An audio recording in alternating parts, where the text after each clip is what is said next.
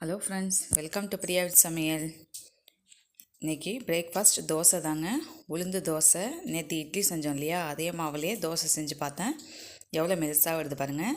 நம்ம 4 டம்ளர் அரிசி போட்டு 1 டம்ளர் உளுந்து போடுவோம் இல்லையா, அதே ரேஷியோ தான்.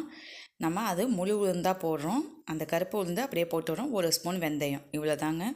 அவ்வளோ சூப்பராக வந்துருந்துச்சு தோசை. நீங்களும் ட்ரை பண்ணி பாருங்கள். இது மாதிரி தோசைக்கு நல்லா பூண்டு துவையலுங்க, தேங்காய் சட்னி, இந்த காம்பினேஷன் சூப்பராக இருந்தது. நீங்களும் ட்ரை பண்ணி பார்த்துட்டு எப்படி இருக்குன்னு சொல்லுங்கள்.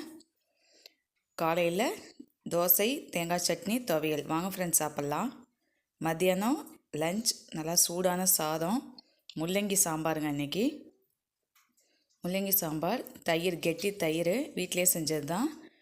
ரசம், தக்காளி ரசம், அப்பளம், கொத்தரங்காய் பொரியல்.